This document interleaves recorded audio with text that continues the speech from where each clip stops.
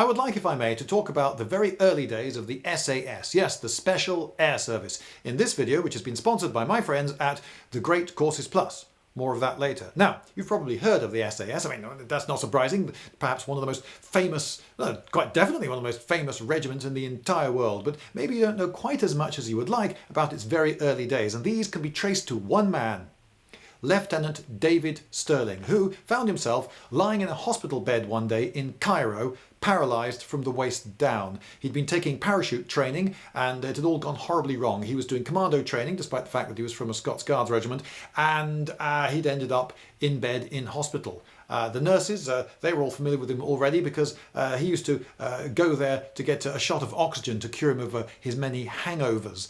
His superiors didn't think much of him. They thought of him as an irritating incompetent, which doesn't augur terribly well, does it? But his peers tend to think that he was at least charming.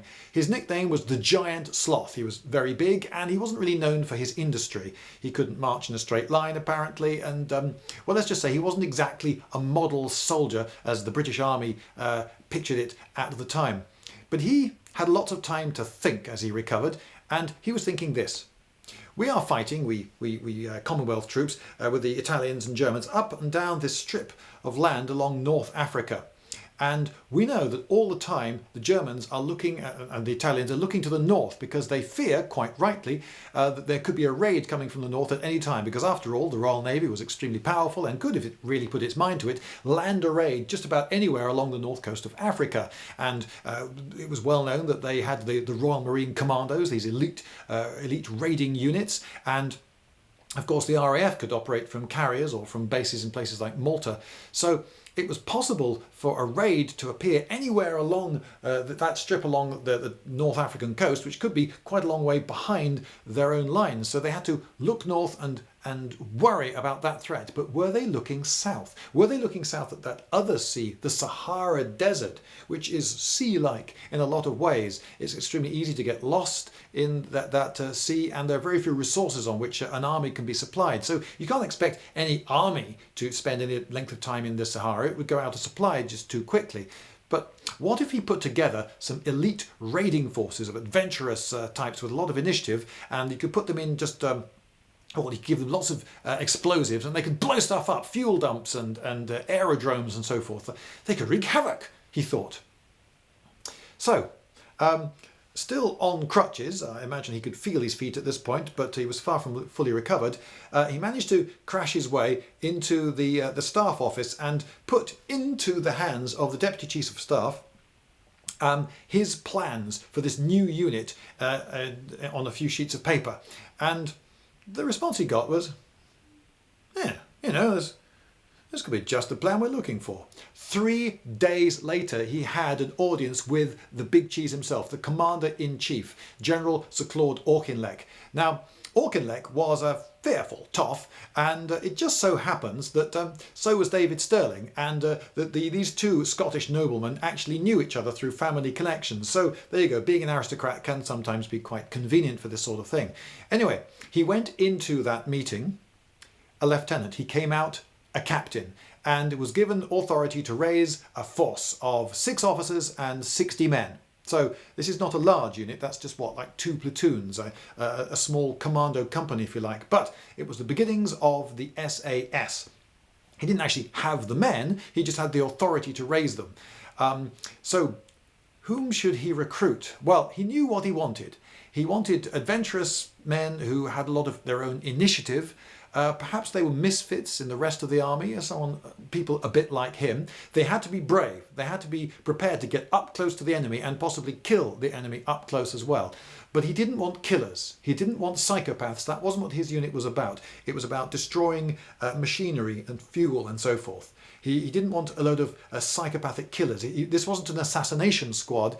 This was a behind the lines, blowing stuff up, demolition squad. That's what he wanted. And he ended up with what one of the officers described as the sweepings of the public schools and the prisons. But he managed to get his men. They were all volunteers, and training was very hard. They would put on heavy packs and would be marched far further than the ordinary troopers would have to train to show that they were physically fit and determined. And some of them very definitely were. They would even when their boots came off their feet, they would go barefoot over the rock to prove themselves if need be. And there were losses. Some people couldn't take it and had to go. There were deaths and injuries and so forth. So some people left the unit by that route. When he first formed the unit, they had no kit. He managed to get hold of a few raggedy old tents and one ancient half broken down lorry, and that was about it. And the first thing he said to his men was, right, go out there and steal everything we need. And so the story goes, the next day they had one of the best equipped camps in the British Army with loads of rows of new tents, new transports, and they even had a piano and a ping pong table. So his men proved that they had initiative and were prepared to steal, if not necessarily from the enemy. So he was able to put together his unit, but he was anxious to get into action because this was an experimental unit, and sometimes these things would come together and then whatever plan they had for it would fizzle, and the moment for that unit would pass, and it would be broken up and the men would be returned to their various units. And he didn't want that to happen. This was his little baby. Now, a lot of people were against what he was doing because it did seem to a lot of people that he was putting together what amounted to a private army. And that won't do. And what's more, he was raiding behind enemy lines. He was doing something a bit dastardly. You know, it wasn't the stand-up fight. It wasn't the way a lot of the British officers decided. You know, this was the way we ought to fight. It's soldier against soldier. Stand up. You know, you shoot a man who's looking at you. You don't just punch him in the back of the head when he's not looking. So he was worried that his unit was going to get broken up. So he was desperate to put it into action, and he put it into action at one of the first ever opportunities he got. This was probably a mistake. It was called Operation Squatter, and it occurred on the 16th of November 1941, just 5 months after he'd had the idea for this unit in that hospital bed. Pretty much everything went wrong. They're all going to parachute into action because that was what the unit was all about. They had their motto was descend to ascend, although strike and destroy was another motto which they tried out, but they abandoned that one. So there they all were at night in a 30-knot wind, which had been forecast, and you're not supposed to jump out of a moving aircraft and parachute in winds faster than 15 knots. But he decided no, he couldn't wait any longer. He had to get an operation under his belt and show his superiors the worthiness of this unit. It could do stuff. It could get results. So he went ahead with the mission in very high winds, and everything went wrong pretty much from the start. They threw out all their equipment in various pods, all their weapons and explosives and radios and medical kits and water supplies and so forth, and then they jumped after it themselves into the night, into a gale. And you can't see the ground properly when you're parachuting at night. He himself hit the ground so hard he actually blacked out for a bit. It took him 2 hours to gather his men together. One of them had vanished completely. 55 men went on this mission, so that's almost the entire unit. So he was putting a lot of eggs in one basket. Another man had broken an ankle and couldn't walk. Another man had broken his back and couldn't even crawl. And they couldn't find any of their equipment pods. So they had on them some pistols and some grenades. As an attacking force, they were useless. So it was just a matter really of just trying to limp back. And he lost over half of his force. Only 21 men made it back from that first raid. They made it back largely thanks to the Long Range Desert Group. Now, the Long Range Desert Group, which is sometimes confused with the S.A.S, they worked together right from the start. The Long Range Desert Group was a group of soldiers who were extremely good at navigating in the desert. They navigated like sea captains. They had theodolites and astrolabes, and they would take observations of stars and so forth at very precise times of the day, because that's the way they had to navigate, because trying to use landmarks when the maps are all inadequate and besides it's just a sea of sand was pretty much useless. So they had to navigate like sea captains, and they got very good at it. They could put you just the one hill you wanted to be at a particular time with the right amount of water and munitions that you would need. They had established caches all around the desert. They had learned the craft of navigating in the desert. And after this first mission that had gone so appallingly badly, he of course was thinking, oh my goodness, this could be the end of my unit. But already he was planning the next thing, and he had his next idea, which was, don't parachute in. Don't parachute in. Just use your escape route, the long-range desert group, as your what's the word? Your insertion group as well. So he would use the LRDG, as they were known, although often they called it the long-range desert patrol group, but somehow the P gets left out of the initials. Anyway, he would use them for the getting in and the getting out. It made sense. Okay, cut the whole aircraft and parachutes, cut that all out of it entirely, and you could arrive with the equipment that you actually set off with, all going well. So he then managed to organise a successful mission. Now there was a chap called Paddy Main. He was a terrifying Ulsterman. He became very popular within the regiment, but he was quite terrifying to people outside the regiment who got in his way. And this man would later personally clock up over 100 aircraft destroyed on the ground, which is more than any British fighter ace ever managed in the air during World War II. And this successful raid, though, started off with an event which David Stirling was not happy about. They managed to get to the enemy aerodrome deep behind the lines, and there were very few people around, but they noticed that there was illumination in one hut and quite a bit of noise, and they sneaked up to that hut and burst in with their Tommy guns. These are usually referred to as Tommy guns, submachine guns of some sort, often get called Tommy guns in these anecdotes. And there was a party going on, and everything suddenly went silent, and after a bit of an awkward moment, the Tommy guns opened up and they gunned down pretty much everyone in the place, and then destroyed a load of aircraft on the ground. Some they blew up, some they set fire to, some they climbed into and just emptied a clip of rounds into the dashboard. It is said that he just ripped the dashboard out of one of the aircraft by hand, and had he thought a thoroughly delightful time. But when he got back, David Stirling reprimanded him very severely. No, that's not what we do. We don't kill people. Now, you could say that it's actually more efficient to kill pilots than it is to destroy aircraft, because you can replace an aircraft, but a dead pilot is dead forever. But and you can't repair a dead pilot. But David Stirling was absolutely against that. We are not assassins. That's not what we do. Don't ever do that again. We're here to blow stuff up. So Paddy had to rein in his level of violence a bit, but he remained a terrifyingly violent man that you were very happy to have on your side, but very glad that others like him were not the typical amongst the enemy. So this was the early days of the S.A.S, and it nearly didn't happen, and it nearly got disbanded, and it nearly didn't have its catchphrase of "Who dares wins." They changed it to that later. Oh, and it was called L Detachment. Why was it called L Detachment? Well, it was called L Detachment because Sir Dudley Clark, Colonel Dudley Clark, had, as part of his deception plans, created phantom units, and one of these was the 1st Special Air Service. And he gave lots of clues about it, suggesting that it was something to do with parachutists. And so they thought, well, let's make this new unit L Detachment. So that's what they were called at first. Why L Detachment? Well, because it suggests that A through K have already been allotted, because you're constantly trying to fool the enemy. You see, you want the enemy, who will of course pick up on little bits of information here and there, to think, oh, there's this other unit and it's a parachute thing. And the more they think they know, but they don't actually know, the more your intelligence is deceiving them. This was the idea. You just throw in deliberate falsification just for the sake of confusing the enemy, keeping him on his toes. It's all part of the game. Well, they became L Detachment, but later they stopped being called L Detachment and just became known as the S.A.S. And the cap badge, by the way, yes, I thought it was a winged dagger as well. And it's often described as a winged dagger, but apparently its original designer intended it to be a flaming sword Excalibur.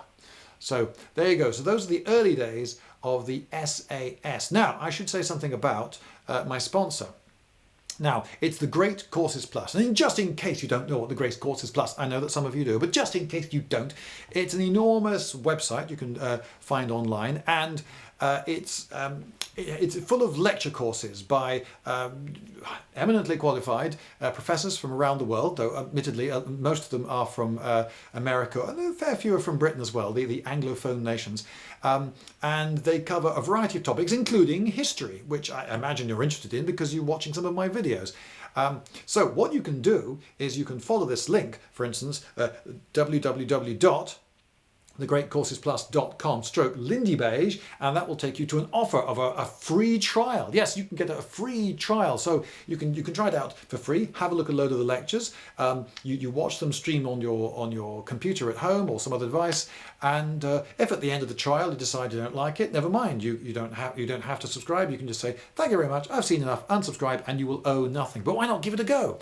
And one of the courses that's I think reasonably pertinent is a history of the Middle East. It's by Professor Eamon Gearan, and it's called Turning Points in Middle East History. And there is, of course, a huge amount of overlap between Middle Eastern history and Western history. So yes, of course, you get the expansionist period of the Arabs, but of course those Arabs were conquering people, so it's part of Spanish history, for instance, that the Arabs conquered much of Spain.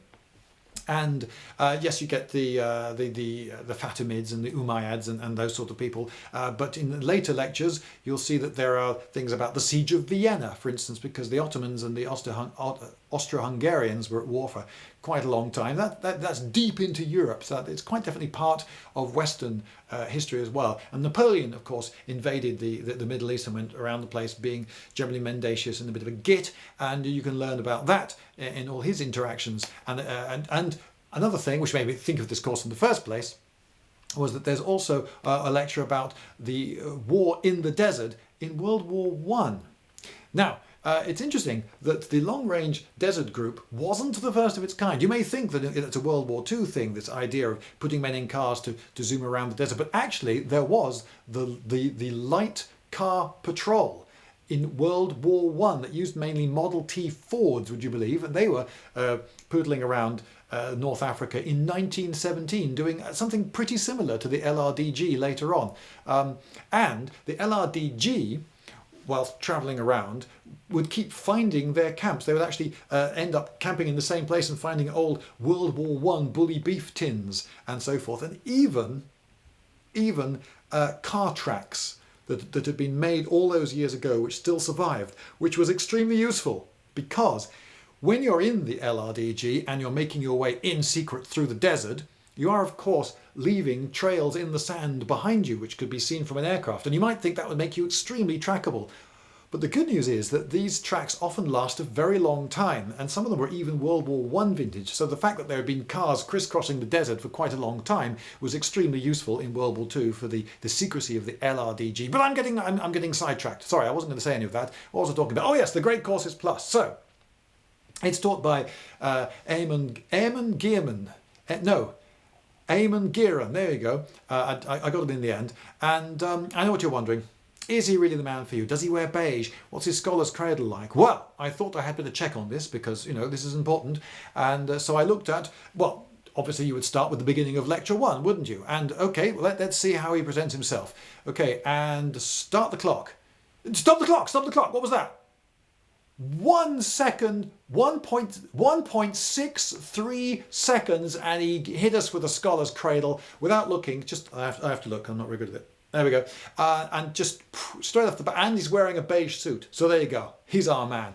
So, you can rely on him as a lecturer. Of course, they wouldn't have picked him if he weren't a thoroughly reliable lecturer in his course. So there's a course on Middle Eastern history on the Great Courses Plus, and you don't have to look at that one. You can look at any of the courses on the Great Courses Plus for free. And give it a go. So you can use this address here that's on the screen, or you can go into the a link and just click on that in the description. That's quicker anyway, so why not do that?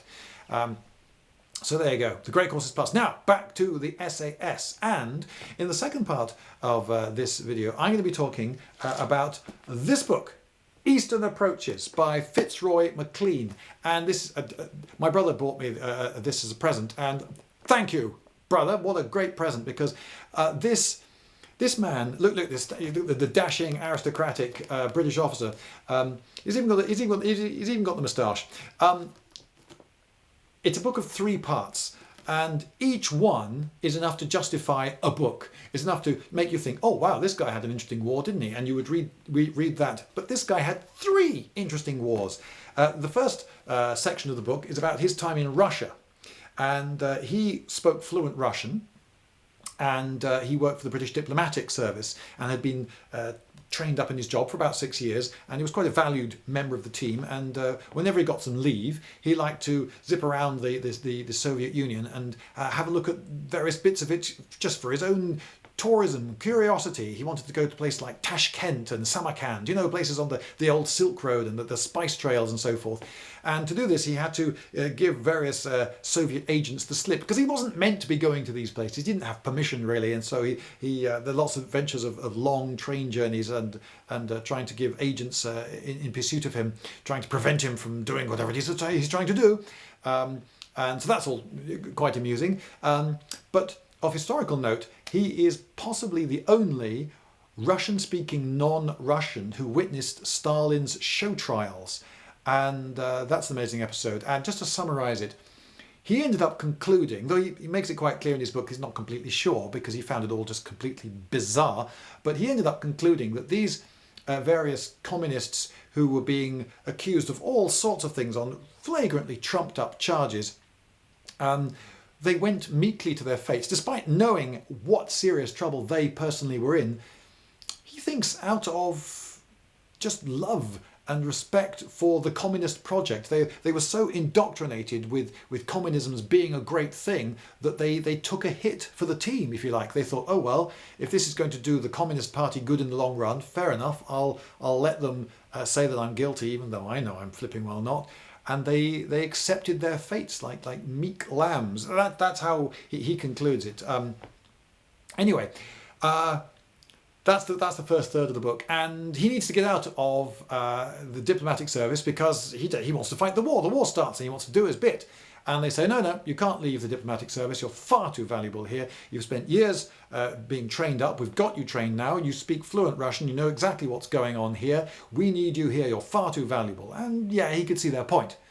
But the trouble is that he wanted to do his bit. He wanted to fight, and he wasn't going to do any fighting working for the diplomatic service in Moscow. So he went back to them and said, I'm thinking of going into politics and standing for election. And they said, yeah. Okay, well in that case, oh dear, well you can't be a diplomat because you can't be a member of a political party and in the diplomatic service because they have a conflict of interests there. That's no good. That's no good at all. Go on, off you go. Oh, great. So he left and joined the army, got trained up in a Scottish regiment, and then suddenly one day he joined as a private, then got promoted to corporal, which was quite a big step up, lots more responsibility and power, and then suddenly he was told, oh, you're a platoon officer. How did that happen? It's not explained in the book, just it seems to be a surprise to him at the time as well. So he becomes an officer and then is sent out to North Africa. And shortly after stepping off the plane, he runs into David Stirling. David Stirling, the man who'd set up the S.A.S. And of course he's an old friend, isn't he? Because, all these Scottish aristocrats, they all know each other. David Stirling says, oh, I'm putting together this new unit. It's called L Detachment.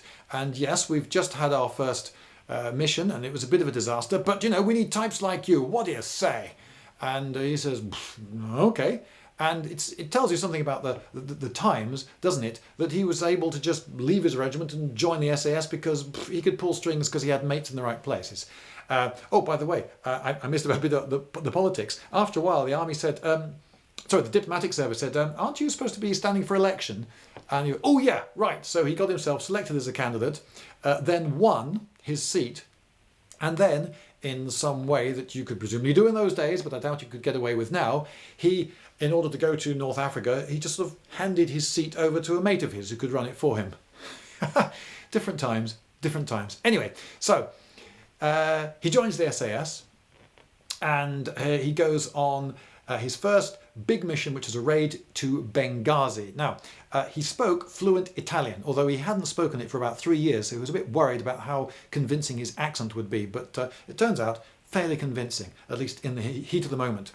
So, they set off with the long-range desert group, and they make contact with various people along the way, and some suspicious things happen. They contact a load of friendly natives who had been fighting the Italians for generations, so any enemy of the Italians was a friend to them. My enemy's enemy is my friend. But one of them was some dodgy character in modern European sort of clothing, and he spoke Italian, and he seemed a bit different, and they were just discussing about whether possibly they should put him into protective custody, if you know what I mean, when they noticed that he'd gone, which also was rather suspicious. They also met two foreigners in a vehicle that was travelling along, and they thought, oh, if they've seen us, the game's up. We better chase them down. They had a faster vehicle. They chased them down in the desert and said, right, you two, who are you? What are you up to? And they said that they were members of the S.A.S. Aha, well, they had them there, didn't they? Oh no, you're not members of the S.A.S. We're the flipping S.A.S. And these chaps with a strange foreign accent said, no, the South African surveyors? You're one of the South African surveyors? How come we don't know you? Yeah, okay, right. No, we're to different S. Fair enough. We didn't know that you had the same initials, right? You're a long way behind enemy lines. You know, you're badly lost. So look after yourself. Be careful, and off you go. Be careful. So they checked them out, and then a while later they thought to themselves, maybe we should have checked their credentials a bit more thoroughly than that. So they were worried then that had they been given away to the enemy even before they got to Benghazi. They were told, on evidence based largely on aerial reconnaissance, that there were no checkpoints on the road that they were taking into Benghazi, but there was a checkpoint there. And they came to a halt, there was a red light, there was a man with a submachine gun pointing it quite definitely at them as though he was really suspicious. They were travelling in a vehicle that had been painted to look like a German staff car, complete with German air recognition symbols, but they themselves were all wearing British uniforms. They were not assassins, they were not spies, they were still soldiers. And if you're wearing your own uniform, you can't, at least in theory, be shot as a spy. So there they all are in British uniforms, and they're accosted by the sentry, and he says, oh, we're German staff officers, and we're in something of a hurry, he says, in Italian. And there's a nasty moment. He has a spanner in his hand, hoping that he'd get the guy to come up close enough to look at the map and pieces of paper that he'd got, and then could just conk him over the back of the head. But then he heard clicks of safety catches going off, a couple of more Tommy guns in the night. And then he heard more safety catches going off the Tommy guns behind him, and he thought, it's all going to get ever so bullety very, very soon. But fortunately, they were waved through. Phew, okay. And on their way into Benghazi, a car got on their tail, and as they've sped up, it sped up. But when they slowed down, it slowed down. And then after a while they thought, something's wrong here. And so they took off and entered Benghazi at, according to his account, 80 miles an hour. And turned a quick corner, and boom, the people they were trying to lose shot by. Phew. So, those South African surveyors, were they actually South African surveyors? That Italian-speaking Arab, has he given them away? Who were those guys in the car? Why did the sentry let us in so easily? I thought that the game was up there. So they thought, right, it's looking pretty bad. And then various alarms went off, and flares are being launched into the sky. And they thought, okay, right, clearly this isn't going to work. So they rigged the explosives in the car to explode. They put a detonator pencil in and set it going. It would go off in 30 minutes. And they got out there and tried to hide in the town. And as they were walking around, they suddenly came face to face with an Italian infantryman. And our man, Fitzroy, he takes the initiative, because if you don't say anything, you sort of draw attention to yourself. You've accosted someone, and he's going to expect you to say something. And if you don't say anything, that's suspicious. And then when you do say something, so he decided, don't let that happen. Take the initiative and speak. And he started asking him about what's all this fuss about? Where are all these flares and so forth? And the man said, it's just the RAF. They're always raiding. It'll be another RAF raid. Oh, really? You don't think it's ground troops possibly having infiltrated an alarm, that sort of thing? Oh, no, don't worry about that. We're miles behind enemy lines. No, that won't be it. All right, okay. They then had a quick meeting, because it seemed then that maybe the enemy didn't know about them, and that all their suspicions were just flights of fancy. The trouble is that they just rigged the car with all their stuff in it to explode, and of course it was also their getaway car, so they'd be stuck. They looked at their watches. 25 minutes had passed. They had a quick decision to make. They hurried back to the car, took out the detonator pencil, and they're not very sophisticated things. It's just acid slowly eating through a wire. So it's meant to take 30 minutes to do, but on a hot night, maybe it'll do it a little faster. They took it off, threw it over a wall. A minute or two later, it went bang. So yeah, it was fairly accurately at half an hour, but even so, took a bit of a risk there. And they thought, right, let's hide this car. The hiding of the car was given to a man called Randolph Churchill. Yes, Randolph Churchill, the son of, that Churchill, the Prime Minister. So it was something of a responsibility to have this man on the team. Randolph Churchill had heard that this mission was happening, had been sniffing around, and had just sort of blagged a place on it. He wasn't supposed to be there at all, but he seemed to be having the time of his life. Anyway, they gave the job of hiding the car to him and one other guy, whilst they went down to carry out their main mission in Benghazi. A scouting mission was one of their objectives, but also to blow up ships in the harbour. They had rehearsed this at S.A.S. They had taken some inflatable boats and put limpet mines on tankers floating in Suez, and the following day they'd rung up the port authorities to ask for their limpet mines back. It seems the port authorities weren't terribly amused by that. Obviously there were no explosives in those limpet mines, that was just a rehearsal, but they'd convinced themselves, this could actually work. You can just paddle out and put limpet mines on things, and if you are accosted by a guard, which happened on the rehearsal, well, in that case they just told the guy to mind his own effing business, and the guy said, all right, I was only asking, and walked off. And they thought, our Italian and German guards going to be quite so obliging. Well, they got down to the water with an inflatable boat. That was the idea. You inflate the boat and paddle out.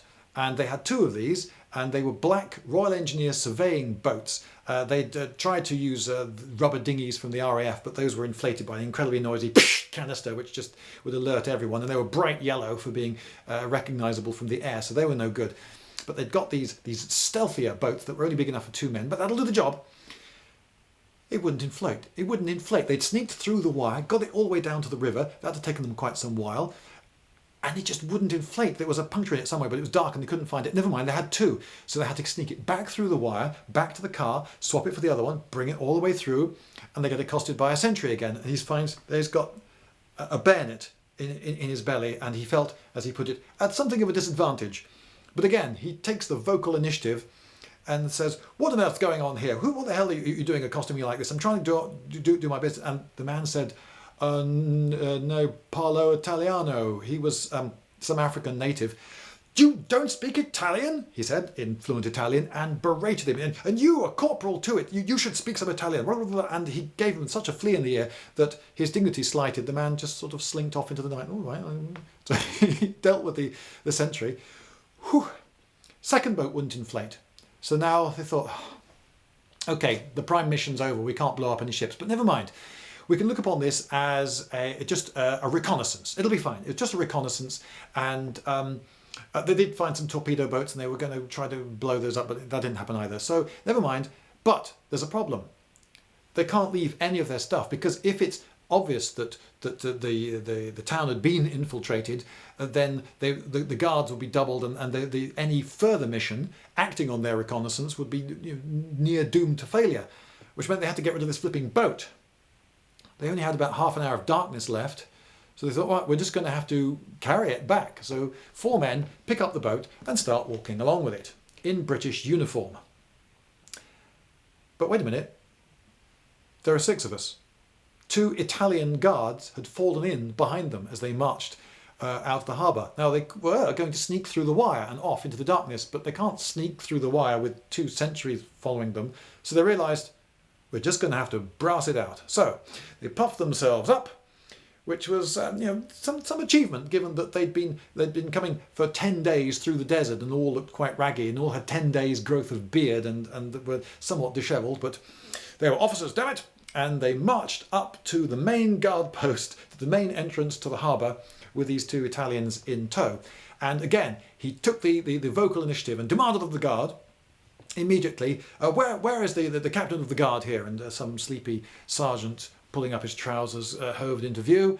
and they gave him a tremendous, well, our man Fitzroy, in his fluent Italian, which was apparently good enough to fool Italians, gave him a tremendous dressing down about how ridiculous it was. Look, we were able to just walk around this harbour completely unmolested. We could have been saboteurs for all you knew. And the guy just tittered with a ridiculous thing. And for goodness sake, get a haircut and look at the state of your men. And he marched out. The 2 sentries who were with them just, oh, there's trouble. They disappeared into the night.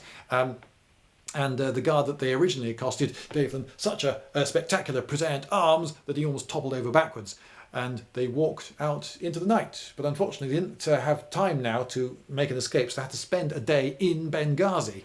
And at one point, they've just found an empty, bombed-out house to hide in for a bit. At one point, an Italian sailor was coming up the stairs, and Randolph Churchill accosted him with a Tommy gun and saw him off. But then they knew they'd been seen, so they had to wait around with guns and grenades at the ready to give a warm reception for anyone following up, but no such men came. So it was reasonable to assume that perhaps this was a sailor looking for loot, and he saw a bombed out house and thought there might have been something to nick there, and when someone told him to clear off with a Tommy gun, he just did that and never thought to report it to his superiors. Anyway, so that was Fitzroy's first mission, which I think you'll agree is full of incident. Just to talk now about another mission later on. Essentially it goes wrong. I won't give you all the details because it would take too long, and this video is getting long enough as it is, frankly. But as they were building up to their mission, they had all sorts of alarm bells going off in their heads because people seem to know too much. Bartenders who were suspected of being spies for the opposition seemed to know too much about certain dates and units. And there were people in the port who had been reported as talking too much about this mission, which was supposed to be secret. This was a much bigger mission being carried out by quite a few units in quite a few places, simultaneous raids. And when they met up with one of their agents in the field on the way to the mission, again, this man reported, oh, no, you can't go there. They've evacuated all the civilians and brought in a new unit of Germans there, and they've been putting in more thermos bombs. It's like a mine that looks a bit like a thermos flask, a vacuum flask. And they were digging in with machine guns and wire and all the rest of it. No, you can't go there. Well, they thought, okay, well, we've got to believe this guy. So they radioed GHQ, ME, Middle East, and got the reply, oh, don't believe in bizarre tittle-tattle. No, you stick to the plan. You go ahead with the mission. And to cut a long story short, everywhere they went, they had a very warm reception waiting for them. The Germans and Italians were absolutely, apparently ready for them everywhere they went, with dug-in machine gun nests, the whole bit. They weren't just being unlucky by just running into a patrol. And then they had to make a very long and grueling journey, which he writes a couple of chapters on, through the desert. And all the time they're being strafed by the Luftwaffe. They're suffering losses. They lose most of their lorries. They lose most of their fuel. At one point they lose all of their water. They've drunk the last drop. For a while they're down to a teaspoonful of food a day. They are absolutely desperate. And I just want to read one bit in here, which I find quite remarkable. So it says, the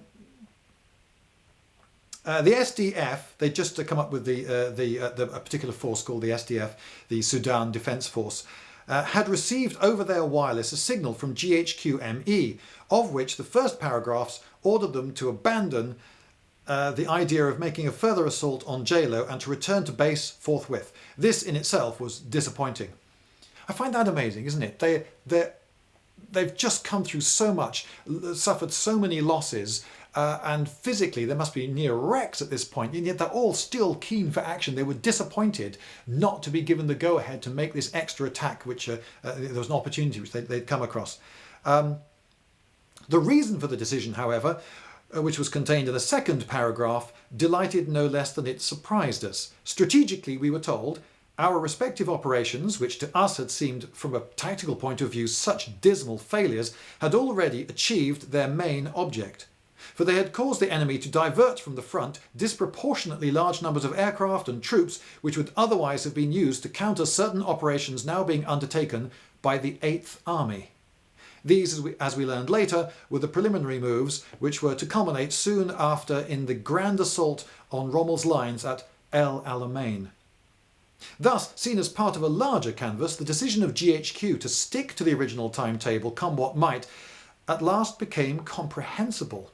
I was reminded of my sergeant instructor's admonition in the early days at Inverness. He has said, "We were nothing but cogs in a gigantic organisation."